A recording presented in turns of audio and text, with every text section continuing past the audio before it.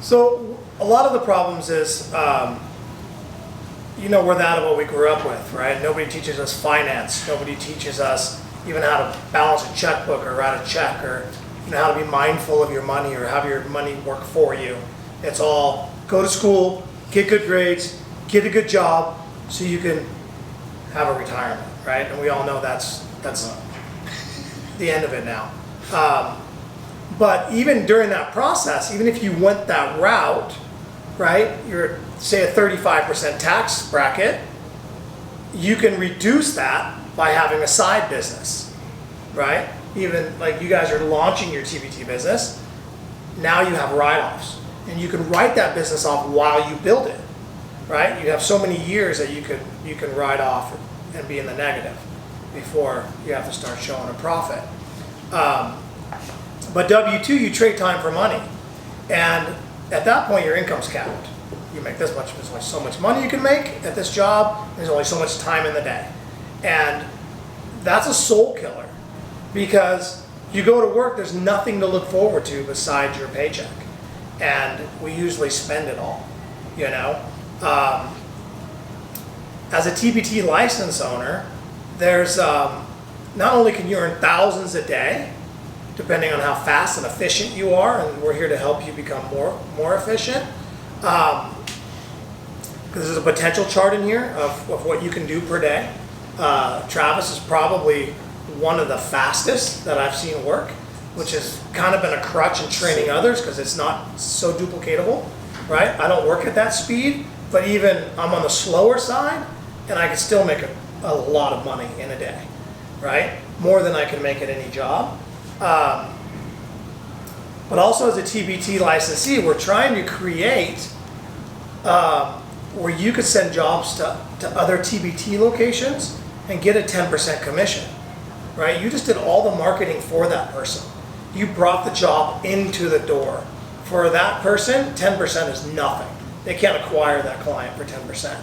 And that's my end game, is to just go out and supply you guys work and do R&D with Travis. But if you add that on top of that, how many jobs can you do in a day? Right? Yeah, of course your income's going to cap at a point, just like it would at a job, but the dollar amount's a lot higher, right? You'll get into the potential of how much you can make in a day. $500,000 a day, no problem. That's more than you're going to make at any job. But then again, you could send what you can't do to another TBT location and book them solid, and another one and book them solid. So the potential. Or you hire an employee. Or you can even hire someone, like I was telling him, to do the stuff that you could train a monkey to do. You don't want to do those jobs, because now you're putting a $10 value on yourself. If you're doing a $10 job, you're putting a $10 value on yourself. So you want to have a guy that does all of that stuff for you. Even a high school kid, right? Like I've had plenty of them. One now is Braden, the suspension guy, and the other one is getting ready probably to leave to go to Rockstar Husky. So, but they started out just doing the things that I didn't want to do. I'd come in, I'd have a job come in, they would tear it down, they would fill out the sheet, spring lengths, pressures, everything. It would all be prepped, ready to go. All I'd have to do is valve and assemble it. And then the end product at the end of the day is still quality, right? And you gave them the list of things to check as they took it apart, so you know if the cartridge seal was blown or something before you assemble it. Spring links, you didn't put it in and find out your preload was off, whatever. All of that stuff's written down for you, so when you build it, you can build way more sets of suspension in a day. So the income potential is huge being with TBT rather than just being on your own. You don't have to go out and do the testing and develop the setting. Absolutely. You can take a proven setting and install it, and you're off and running. So for a prime example, in 17 when we merged, it was right about that time that Honda came out, and it was a troubled bike, right? We weren't focusing on chassis at the moment, but it ended up being a chassis issue. We're trying to get the suspension to work. We're like, Honda can't be this far off. But over 2 weeks of me taking this bike to the track and valving it and doing all that, probably $2,500 probably I had invested in just getting something that was rideable. Travis called me and goes, so what'd you do to that thing? Right? And at that moment, I'm like, we need to merge resources, because if I don't give him this information, now he's got to go spend $2,500 to develop the same exact thing.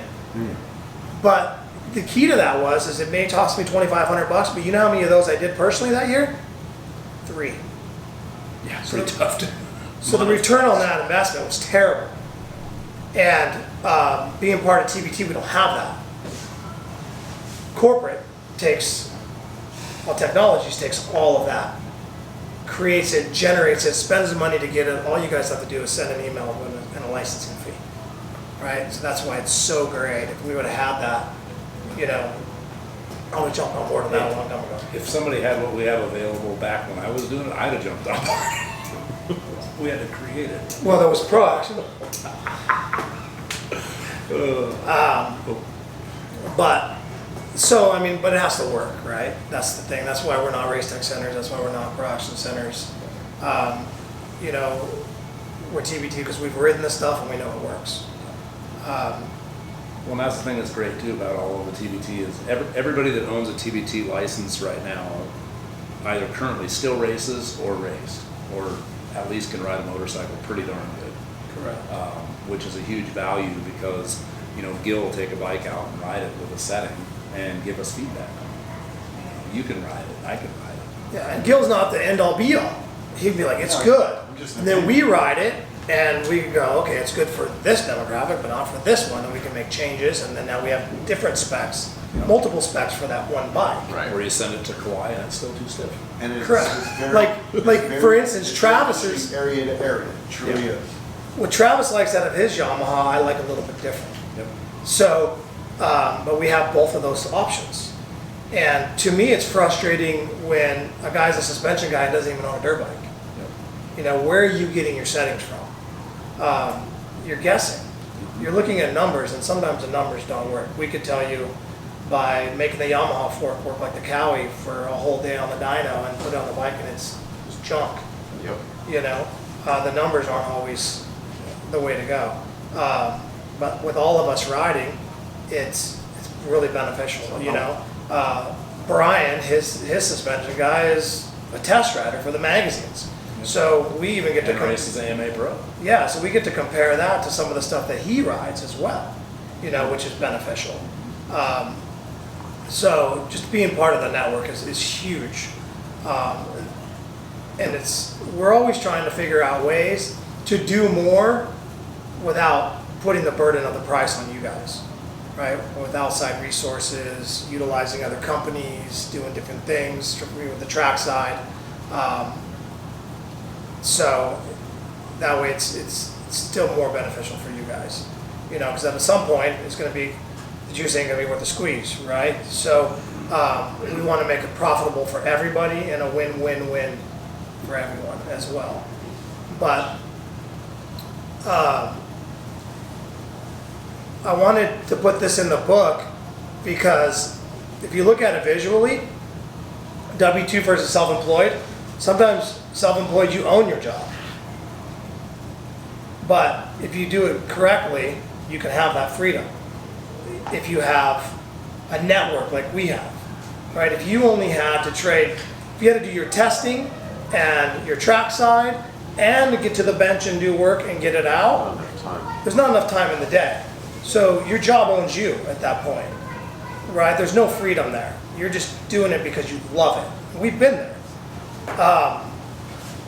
With us taking half that burden off you, where you can just focus on the things that pay the bills, getting the work out the door, now you can set a budget. You can set how many times, you know, how many sets you need to do a day. You know, you have your potential, what you can do, but then you can set, oh, I don't even need to work that hard if I don't want to, right? And we can help you go through that budget or how to set that up. But for my guy, I have a number on the board. You need to do this much a day, otherwise we're behind, right? So that's either 2 revalves or a revalve and 2 rebuilds, whatever that number is. But I base everything off of labor, not parts. I don't touch my parts account, I just let it grow. And then I reuse it to reinvest, right? If you do your budget off of strictly labor, then you're always ahead, right? You're never gonna find out that you need the labor money to pay your parts bill at the end of the day. So there's plenty of ways to do that. But, so with unlimited income potential, right? With a W-2 job, say you make 100 grand a year, you're taxed at 35%, you're left with 65 grand to take care of all your bills, your vacations, anything you want to do, right? I got mortgage, medical, if you race, you got race van, bikes, fuel, track fees, pipe, parts, utilities, your food, your cell phone. All those are expenses when you're a W-2 employee, right? If you add all of that up on this example I have here, you're negative $4,700, just the way America likes you, right? A credit card debt. Yep. Standard formula to borrow and to go into debt. That's the W-2. You have no write-offs, and they're taking more and more of those away from you guys as it goes. So pretty soon you're not going to be able to write the interest off in your mortgage. They're working on that. So it's almost going to be where it's not even beneficial to own a house in California at some point. But as 100K of being self-employed, if you look on here, you're taxed on what's left after you live, right? Because you pay your taxes at the end of the year. They don't touch your taxes throughout the year. So if you make 100K, you have your mortgage. If you work from home, like most of us do, you can write off a percentage of your house. So if your shop takes up 10% of your square footage of your house, now 10% of everything in that house is a tax write-off. Most people don't know that. Do you know, as a home-based business, you can employ your 5-year-old kid, and it's a tax write-off to you, and it's tax-free to them as long as it's under $5 grand a year. It's a win-win. A good tax person will tell you that. As self-employed, your medical is a tax write-off. Your van now just became a work van. And as long as it's not your primary vehicle, it's a secondary vehicle, it's 100% write-off. Test bikes. People make a mistake, they can think they can go buy a motorcycle and write it all off. You can't. You can write off the depreciation and any interest, right? But it's still a tax write-off. Fuel, track fees, R&D. When I go ride, it's R&D. 100% tax write-off. Wristbands, food, everything for the day is a write-off. Your cell phone is now your business cell phone, right? So if you added all that up, now it leaves 30 grand in your bank account. So now you're taxed on 30 grand rather than 100 grand if you left it right there. Right. Right? So taxes will be a lot cheaper. But there's more, right? As if you get a good financial advisor as being self-employed, you have a plethora of things you can invest in, right? Health savings plans. Come November, October, the end of your year, well, if you're a corporation, whatever, the last quarter, a good CPA will tell you, hey, you're going to come out way too positive. Do you need any equipment? Do you need to stock up on inventory? That inventory is not a write-off yet, but it's deferred, right? Depends on the state you're in, though. Some of them have a state inventory tax. So you got to Correct. So it's good to have a good CPA in your area. Like, don't try to do it yourself. My dad thought he was a tax guru, got in trouble.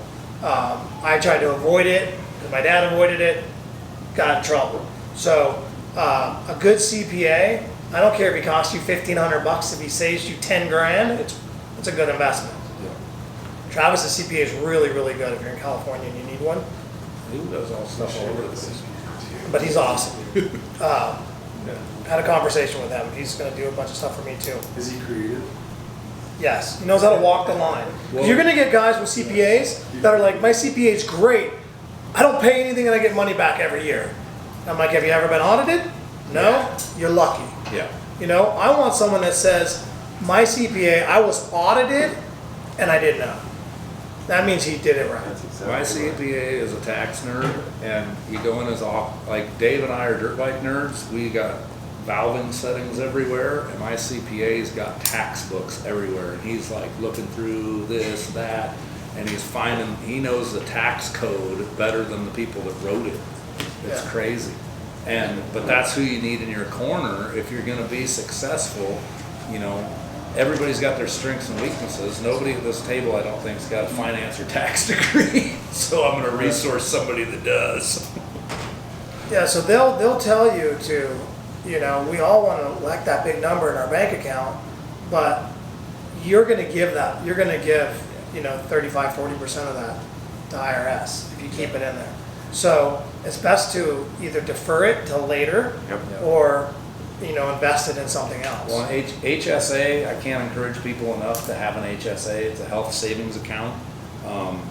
It's spectacular with the way things are going in the world.